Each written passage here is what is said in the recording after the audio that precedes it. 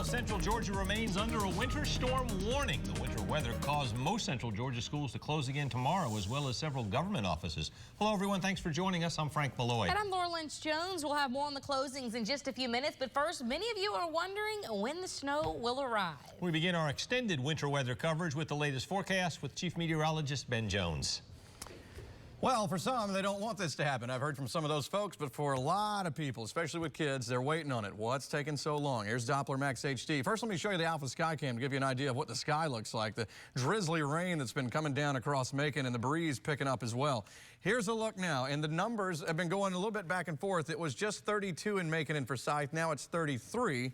And I'm seeing these numbers do this off and on through the afternoon. Where you're seeing the purple, that's going to be somewhat of a mix. Maybe some sleet mixed in with some rain. Some freezing rain possible in that zone as well. So above all that is mainly snowfall. And we've had reports of snow falling now in the High Falls State Park area in Monroe County. So let's just watch and see how it goes. Let me put this on the loop on here for you. And you can see as we've been going through the past couple of hours, a lot of the color changing down from green into the purple. Now here's a different look. And where you see the pink here, that's where your sleet or freezing rain is. Above it's the snow.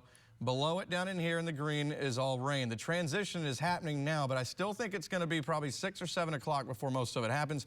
Once we get the sun set, we'll drop down some more, and then we'll just watch it as it goes. Looking out overhead of the backyard garden where you can see the sleet bouncing off the lights with the steam coming off of them out there. Yep, that's the changeover from rain to sleet and then to snow. Here are some of your pictures that have been sent in, and we appreciate it.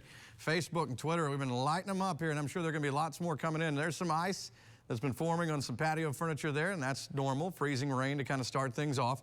Here's a look at some snow in a backyard. I believe that is in Monroe County. Right there, and this is just beginning. So, I mean, these pictures came in a little while ago. It's probably been more than that, and there's some on the steps there as well. And on our weather computer, we have this. Dan Pitt Stadium, Mary Persons, starting to cover up out there, so it's just beginning, and it will continue as we go through the night. And it is a Wednesday morning, January 29th from the Alpha Skycam, beautiful downtown Macon at 8 o'clock. I'm Kenny Burgamy. Yeah, not the usual traffic you would see on a work day like this, but, you know, the word on the street is do not get on the street, and we hope that folks heed that warning. Good morning. I'm Suzanne Lawler. And Ben Jones is in the Weather Center. He starts us off this morning with the forecast. Good morning, Ben. Yeah, good morning, guys. Out here in the Outdoor Weather Center in the backyard garden where I tell you it's a winter wonderland out here. And this has got to be the quietest it's ever sounded out here with Gray Highway only about 100 yards over the other side of this fence right here. So everybody's off the roads for the most part, and that is a good thing. As you can see on our camera 6 over here, next to our snowman, we did have them stick out about 2 inches here. We've seen totals 2-3 inches, so the models were spot on. We changed it over from rain, sleet to snow in the 6-7 o'clock hour last night. It went till midnight, right on target. So an event that was billed to be something big, and it has turned out to be something big. Our man David Ernst is inside where it's a little bit warmer. Indeed, enjoying the nice warmth. It's nice to leave the winter coat hanging up in the weather center right now. We've got mostly cloudy skies across middle Georgia. Did see a little bit of light snow earlier this morning in our southeastern viewing area, but at this point, we're not seeing any more of that wintry weather. However, winter storm warning remains in effect, not because I expect to see more precipitation today, but simply because of all the travel hazards left behind because of that snowfall that we got. Now, 2 to 3 inches common across a good part of our northern viewing area, making up towards Forsyth along I-75, a number of slick spots there, and temperatures are well below freezing this morning. Upper teens, low 20s for the northeastern part of our viewing area, or excuse me, northwestern part of our viewing area, and that is going to lead to a continuation of those slick spots on the road. So we've been saying it all morning long. If it's not absolutely necessary for you to be somewhere, just stay home and stay off the roads today. Temperatures only into the mid to upper 30s for highs, so staying cool this afternoon. We're not melting a whole lot of that snow away, and anything that would melt would likely refreeze tonight with temperatures back down in the teens, so could see more travel problems tomorrow morning. More details on what to expect for the rest of this week weather-wise coming up in the full forecast. Thank you, David. At 8:02, after asking employees to report later for their shifts yesterday, or today rather, leaders at Robins Air Force Base have decided to close. All non-mission essential personnel are not to report to work today at the base. You have the day off. Macon Public Works employees are out on the roads this morning looking for ice and any other trouble spots. Bibb Sheriff David Davis joins us by phone this morning. The latest conditions and what he knows about them in the county roads. Good morning, Sheriff. Good morning, King. Good morning, Suzanne. What can you tell us about what the road crews did overnight? Any major reports inside the city and the county here with accidents? No, nothing major. We've had some accidents out on the interstate, and I think earlier this morning there was a truck that jackknifed, but it was no or anything like that. It's just your normal fender bender type accidents that we see at this time of when we have an event like this, and that's why we want to stress for people to drive very carefully and if at all possible, stay off the roads. Georgia remains under a state of emergency as the winter storm came through the state and regions into the deep south. Tom George has been following the story all morning. He joins us from the Eyewitness Newsroom with more. Tom? Yeah, well, in Atlanta, the city officials are trying to explain how the storm brought the roadways in the city to a complete stop Tuesday, straining drivers on highways into the overnight hours. Police report more than 900 accidents on the Atlanta streets and freeways. And many people say Atlanta wasn't ready for the winter weather, but Mayor Kasim Reed says the city did prepare for the storm before it hit. Our priority was to start with our bridges and exits. So we had a priority schedule first. Where you have the most danger, and we have our officers clearing the roads where you have accidents. After the last snowstorm and more than $2 million in equipment, 90% of that equipment is operational, up and out in the streets right now. Now, if you were with us the last half hour, we spoke with someone who is actually stranded on one of those roads, I-285. I actually just got an update from her over the phone. She says that she was able to get into a left-hand exit and actually get off at Cobb Parkway and go to a Chevron. A lot of people now we're finding, now that the sun has come up, they've been going to certain shelters like Home Depot to try and warm up. Now, that is kind of temporary because, you know, they're able to stop there and leave their cars. But again, there's still no progress in terms of them actually getting to their destinations, but it seems there is a little bit of progress, Kenny and Suzanne, going on there. All right, Tom, thanks very much for that update. We appreciate that. And we know that there are a number of people that are still stranded along those highways in Atlanta. GDOT said they're working on that this morning. All right, we're going to be coming up here now with some other news. A Houston County man trying to get to Atlanta got stuck in traffic in that nightmare in Atlanta. Yeah, Anita O spoke to him about his long, frustrating journey. The trip from Warner Robins to Atlanta's Hartsfield-Jackson Airport usually doesn't take long. You know, good day, I could have left the house, been to the airport, and then been picked up my girlfriend, been back in Houston County, back at the house, maybe 4 or 5 hours. But 8 hours later, and Joseph Ruda was still stuck in gridlocked traffic thanks to the winter storm. Well, I knew I'd run into some weather, but I didn't expect it to be this bad, and I certainly didn't expect it to bring the interstates to a gridlock like it has. Even with slow-moving traffic, bad road conditions caused accidents. Oh, I'd say I've seen maybe 5 accidents. And there's been several cars that I've passed on the way up here that had either slid off, hit another car, or they'd slid off and hit the concrete barriers on the side of the road. So Ruda tried to get off the road and look for a hotel. And sure enough, there are no hotels or anything around. The guy said that the nearest hotel or motel was going to be in Marietta. Everything else was pretty much booked solid. So 8 hours and counting. Ruda was still stranded on the middle of the interstate. Anita O, 13 WMEZ Eyewitness News. Ruda says he hopes to be back home this afternoon. We created a situation from a traffic standpoint that was very challenging. That the National Weather Service had continually had their modeling showing that the city of Atlanta would not be the primary area where the storm would hit, that it would be south of Atlanta. Atlanta's mayor yesterday and now Georgia's governor talking about who's to blame for this. A traffic disaster that led to tales of drivers stranded all night, many of them sleeping in cars or seeking shelter anywhere they can find it. Hello, everyone. Thanks for joining us. I'm Frank Malloy. And I'm Laura Lynch Jones. We delve into that debate a little deeper in just a moment. But first, we want to kick off our winter storm coverage with an update on current conditions in central Georgia.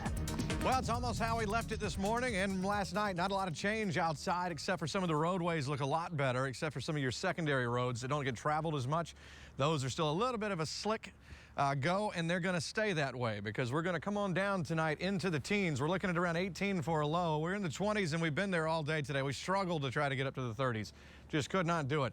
And so for that reason, that's why you still have plenty of snow everywhere, and you're going to continue to see that. We're looking at maybe around 40 tomorrow, so there could be some melting taking place tomorrow, and then 20s coming in again tomorrow night.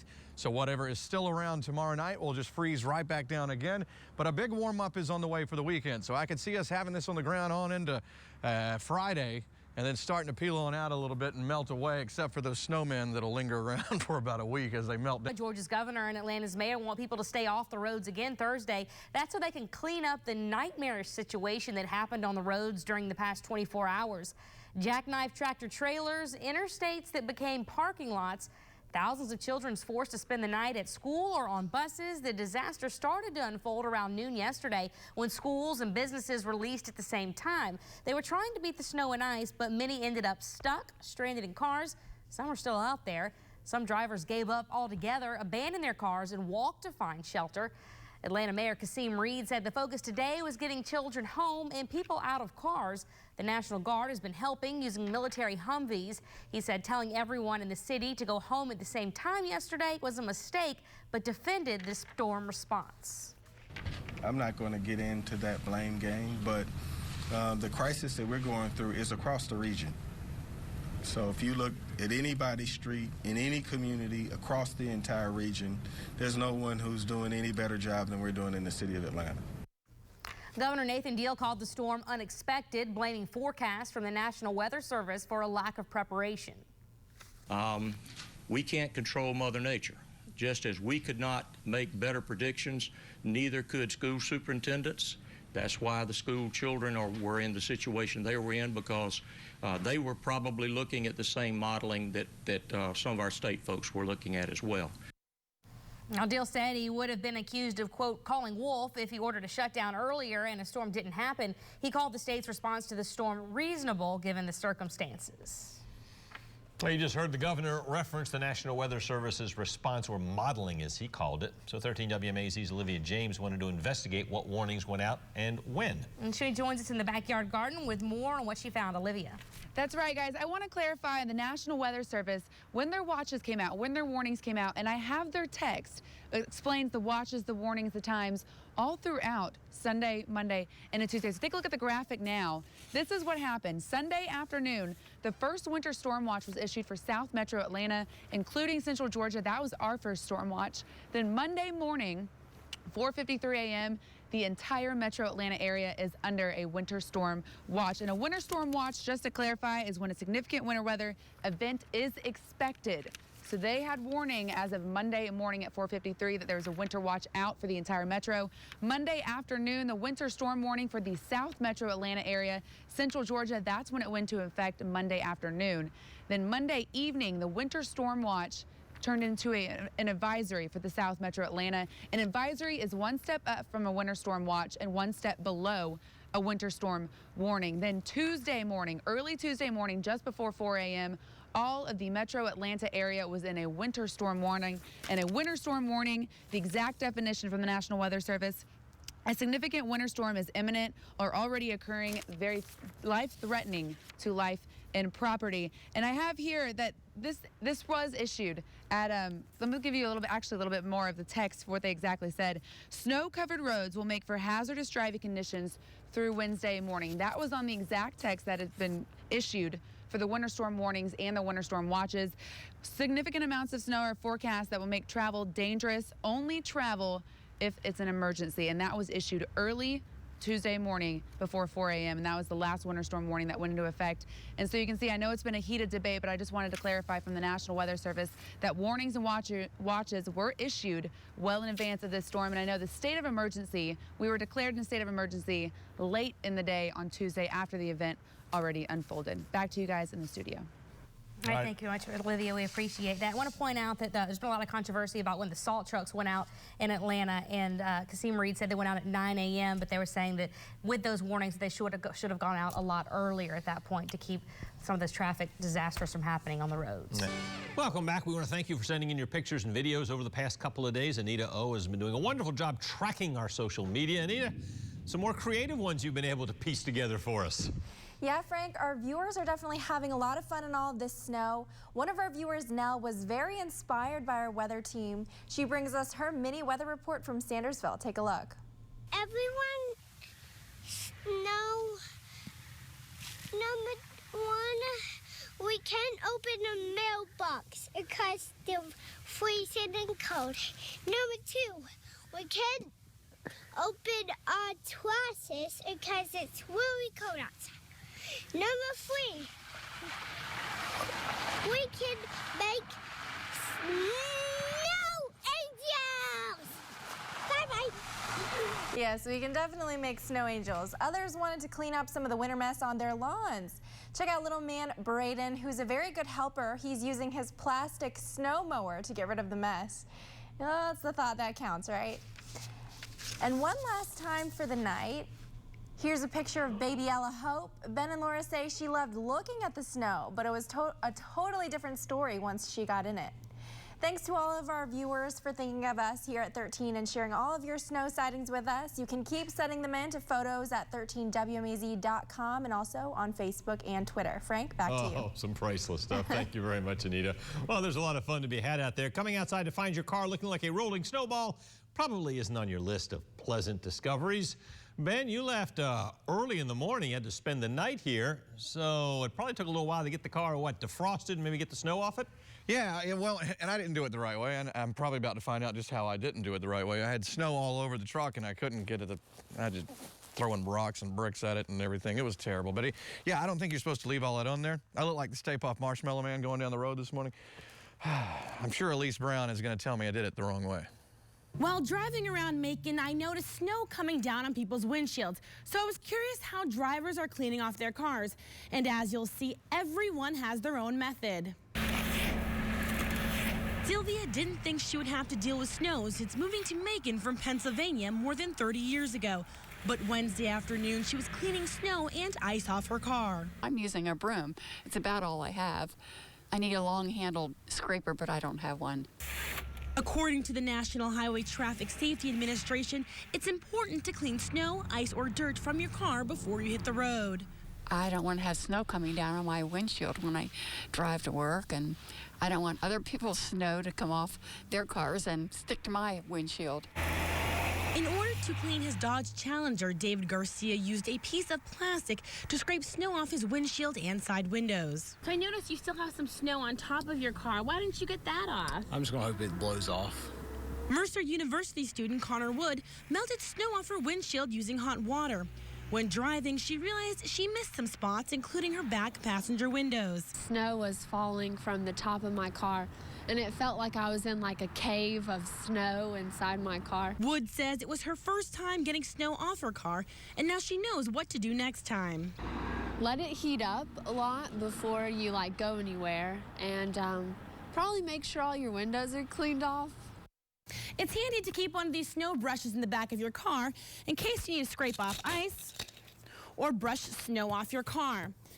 It definitely came in handy for me this morning. Elise Brown, 13 WMAZ Eyewitness News.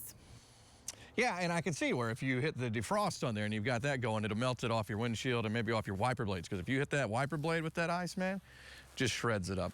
Since I got an opportunity here before we go to break. 2 shots, Frank, before we go to break, okay? See if I can. Okay, forget that. Let's try one more. Show you this.